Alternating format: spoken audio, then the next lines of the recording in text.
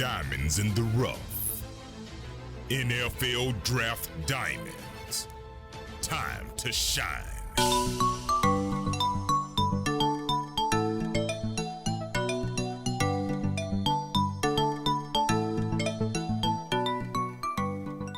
Hi, my name is Jimmy Williams with NFL Draft Diamonds, and today I have with me Chris Agyemang, who's a defensive lineman out of Ball State.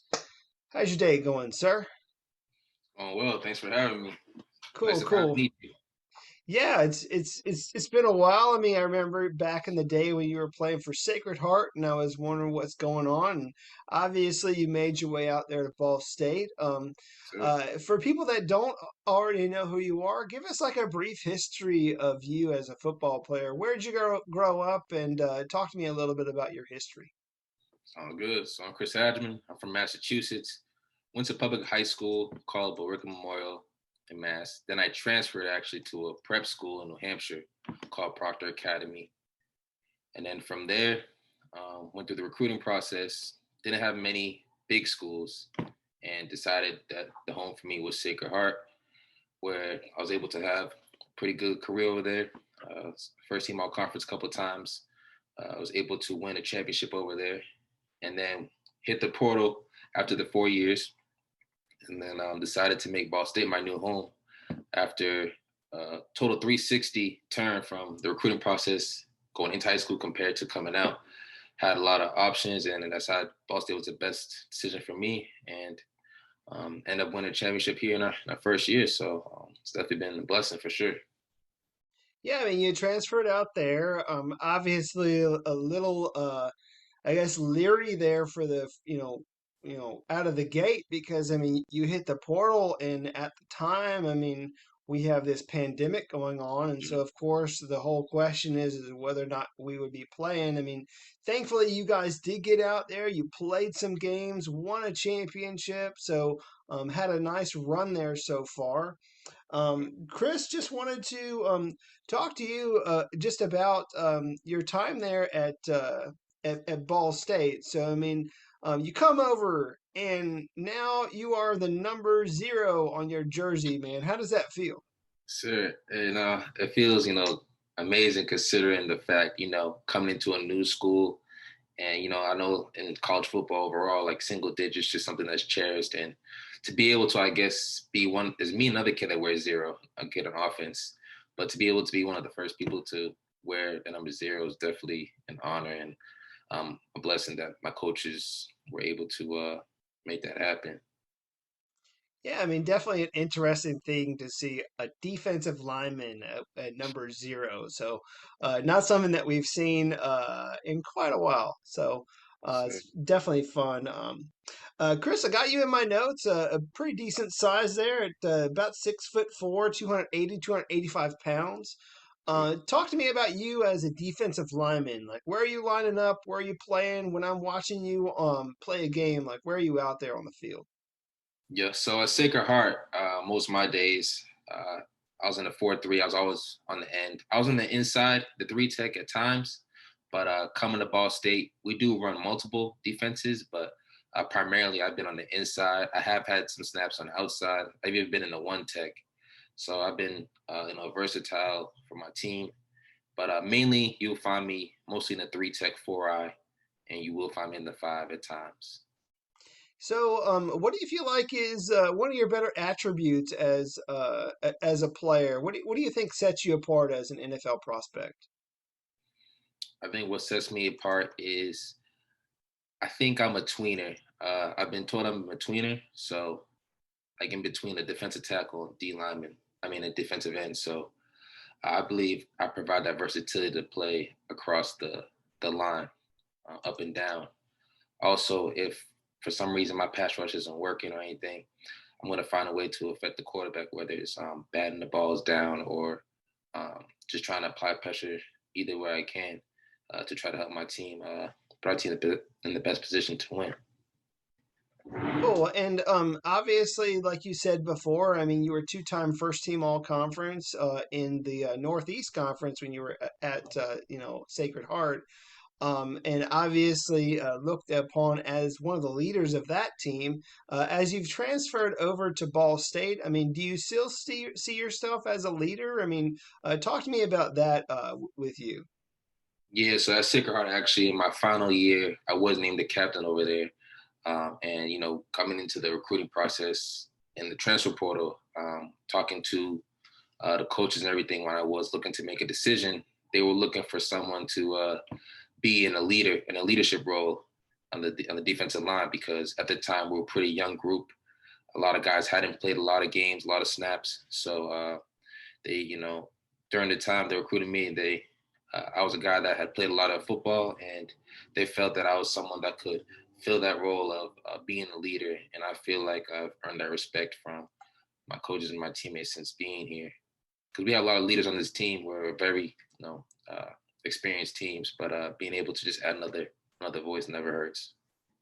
Yeah, I mean, definitely a good, solid team overall, whether it be offense or defense. Tell me about maybe one of the guys. I mean, you coming over to Ball State, who's maybe one or two of the guys that have impressed you the most there for that team? It's a tough question. Like this team, I mean, if you follow Ball State, you know there's a lot of great players and even better people. But I'd say the two that I'd say that at the top of my head that impressed me the most, I'll probably say Bryce Crosby's a safety and Brandon Martin. With Brandon Martin, he impressed me because he's been through a lot in terms of missing games with injuries and stuff. And the first year he plays, he comes to me and becomes a co-defensive player of the year in the conference, and he's really the heart and the heartbeat of this team. I never seen someone so respected, to be honest. And the same with Bryce. He's always been a leader in everything, and he's been doing the same thing, just the voice. But those are the two guys. But honestly, I could point out several, but those are the two that just had come to mind. Well, yeah, I mean, obviously a lot of great players out there. Guys on the defense, linebackers, safeties, and even that offense it has got some really good playmakers. So starting with Sure. the quarterback on the all the way down. So Mhm. really, really solid group there that you find yourself a part of for sure. Walk me through like I don't know, maybe like a typical week for you. I mean, as you're preparing for an opponent, whether it be in the film room, weight room, or what have you. What does that look like for you? Typical week. So like during the season, so we'll find out we're playing, and then like most teams in the country, they're probably paying for like a week or so because week by week. So a typical week would be to get the scouting report, see who the starters is, see who's been playing, and then after once you determine that, you turn on the tape and you see what type of schemes they're doing, how their linemen are playing, any keys or anything that you can find in the film room that will give you the advantage on Saturdays. So I'm looking to, you know, hone in on my film study, and then we take it to the practice field. We figure out what plays we're going to run that week or that work best versus our opponent, and we go out there and execute them. If we need to adjust them, we'll make the adjustments. But especially when looking at the film room, you want to see how offensive linemen, are they aggressive? Are they passive? They go with their feet? How they're going to set, and then you can determine as a defense lineman, because it's a big reactionary position, what type of moves or what type of things that will work best to beat the man in front of you. Yeah, I mean, and obviously a lot going on there. Let's step inside the weight room for a second. Tell me about like your favorite lift in the weight room. Favorite lift, Hart says, got to be squat. As defensive lineman, I feel like it's over. It's a not underrated. It's an overrated thing to look at. We talk about the bench, this and that, but I feel like at the end of the day, all the power is really coming from your legs.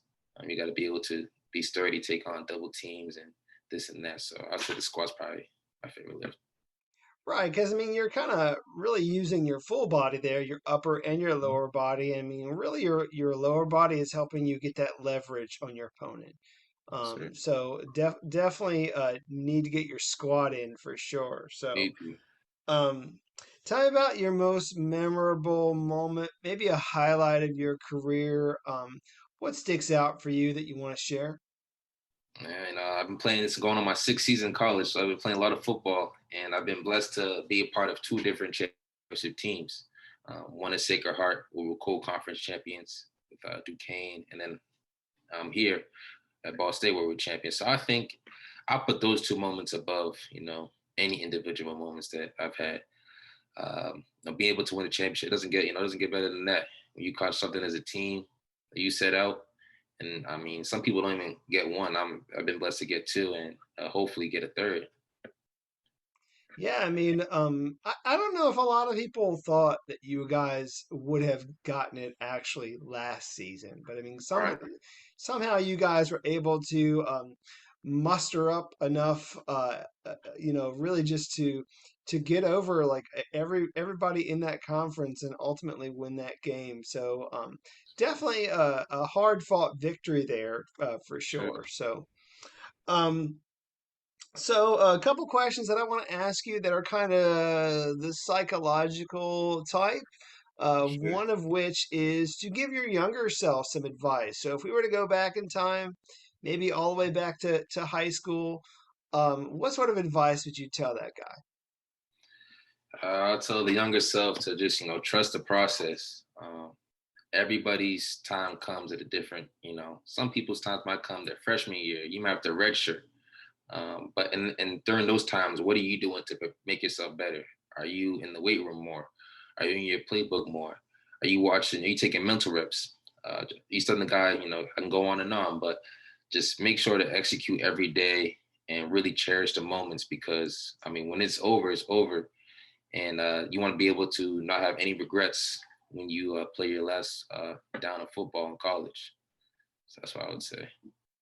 So yeah, I mean, obviously, you come out of college, a lot of uncertainty maybe as to where you were going to go. I mean, obviously, a lot of guys always want to go to the big name schools like the Power Five schools. I mean, you Of end course. up going to Sacred Heart, really dominating there. Being a graduate transfer and then getting the opportunity to go to Ball State. So I mean, like you said, I mean, if you're good, people will find you. People will give you that opportunity. So So um, like it. I also found out back in your high school days you did some basketball. Tell me a little bit about you as a basketball player in your teenage years. So go yeah. for it. Yeah, so I mean, I played a little basketball. I played basketball at my old high school, and then I started when I transferred. Picked it up again, and I was really I was a big man, like power forward center. Didn't start nothing because I had the guys that are in front of me was 6'11". Those are guys D1 basketball this and that, but it was something to just keep me in shape and just help me with my lateral movements and just find another way to communicate in a different sport with different people. So it was definitely a good time and a good experience. But I think it's important to play multiple sports. It can help anybody in their development as a player. Yeah, you were telling me earlier. You said you played with a guy who's in the NBA right now. Who's that? Yeah. So actually, I played against Donovan Mitchell, who's on the up and rising, and he's been doing well. I think it's been in the league for 3, 4, maybe 5 years or so. Mm, He's been doing well. Went to Louisville, and now he's with the Utah Jazz. So that was a cool experience. And their wow. team beat us bad, so it wasn't good. Well, hey man, I mean, at the very least, I mean, you could say that, you were on the same court as him, but Yeah. like you said, always a good thing to be a multi-sport athlete if you can in high school because a lot of those skills translate to other Oh yeah. sports. So like you said, I mean, helping out with your lateral movement, your hand-eye coordination, Mhm. and I know it sounds silly, but your ability to jump Yeah. because I mean you got to get up there, bat balls down, Sure. make some plays there at the line of scrimmage. Sure. Um, all right, dude, let's take a second and just kind of step aside from sports for a little bit. Wrong. Tell me a little bit about you as a person outside of sports. What are you into? Your hobbies, Yeah. interests. Uh, Tell me something about yourself that maybe not everybody knows.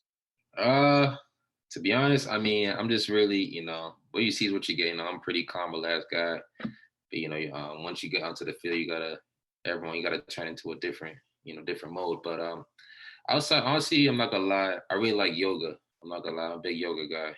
I started getting into that a couple years ago. That helps me with football, but I just generally actually do enjoy it. Like that's something I would see myself continuing whenever my football days is over. Um, listen to music, hanging out, watching Hulu. I'm not a big video game person. I don't play video. I stopped playing video games like I can't even tell you how long. It's been a long time. But yeah, really, I don't do too much. Just chilling. So, if I don't know, let me give you just a couple more questions here because I think it's fun. Mhm. Uh, favorite meal? Like if you had if someone said like, Chris, you could have whatever meal you want. What's it going to be? So you come home from being out at Ball State, you come back Yeah, home to family. What's it going to be for you? I'm not gonna lie. I'm not a fan of the food options we have here in Muncie. So when I go home, I love, get. There's so many options, but I'll say if I had to pick one, I'd say I go with the nice Jamaican food with some rice and some oxtail, or even some food I have from like my parents make. It's called jollof. It's a nice famous Ghanaian dish, West African dish overall. Those probably the two dishes I'd probably say will be jollof's like a type of rice, and then Jamaican food is rice, cabbage, oxtail. That's a good Yeah, so I stuff. mean, it sounds like the palette is similar, I guess, Yeah, when you're talking about those things. Okay, cool, cool, cool. sure. Um, you got a favorite movie or something? Like, Man, what's been like, I don't know, what was like the last great movie that you were able to watch? the last great, the last great movie I probably watched was pretty recent. It was called, theaters finally opened back up, thank God, but called A Quiet Place 2. It's like Okay. yeah, so it's kind of like a horror movie. Basically, like I guess if you make sounds, like these creatures come out and attack. Like it's definitely it's a good movie to watch. I didn't watch the first one, but that's probably the last great one I watched. Okay. I'm not too big into horror movies. Are you the kind of guy who really like, likes the thrill of watching those horror movies? I mean, I enjoy like I don't personally I don't get like nervous or scared or like anything like that. I like watching it, but I wouldn't say it's probably my top two for sure. All That right. and like maybe action. All right, man. Let's wrap things up here. For everybody. So, I always ask guys the why question. So go ahead and hit me with your why, man. Why do you play this game of football, and just kind of your overall motivation? Yeah, I played this game and I started playing since fourth grade, and ever since I never really believed I could have potential to go to the next level until maybe in my freshman year, my coach told me you have a chance to maybe take this thing to the next level. My freshman year in college, and then that's when I kind of really locked in. But basically, my why is because my family, the people around me, my friends. Like I don't want to. I don't think it's if I have a ability and a talent that I've been blessed with. I don't want to let the people around me be disappointed, or it wouldn't be fair for them if I don't put my all into being able to achieve a goal that a lot of people are going after. So it's basically, for my family, my friends that believe in me, and pretty much those are the main reasons. Gotcha. And very lastly, Chris, give me your pitch to all these professional teams. Why should they take a chance on you, sign you, bring you into their franchise? What kind of teammate would you be for their program? I'm a guy that knows I'm a winner. I'm a leader. I've been a part of two different cultures, and I've been able to play roles in each and winning championships. God is gonna not gonna give any problems off the field. I'm gonna be great on the field, on and off the field. So I'm gonna be able to bring versatility, bring leadership, and just be able to be a positive person in the locker room for any professional club that's out there. Yeah, I mean, like you said, I mean, I think one of the big things that you bring is a little bit of that versatility. I mean, for a guy your size, I mean, you said the words tweener, so I'm gonna kind of latch onto that there for a Yeah. second. But really, what that means is that you can be used, maybe in the 4-3, like as an interior defensive lineman, or maybe you could be an edge rusher. Whether it be in a 4-3 or as a three tech or I don't know if you are up to losing even more weight to be out there as like a 3-4 guy. But I mean, All hey right. man, I mean, Never know.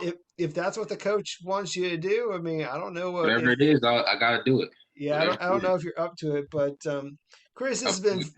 this has been great, man. I do appreciate sitting down with you, getting to know your story a little bit, sharing that with everybody. So, do wish you best of luck this upcoming fall. Hopefully, you get one more championship. That would be great. Sir, sir, thanks for having me. Appreciate it. Sure, sure. Again, this is Chris Agyemang.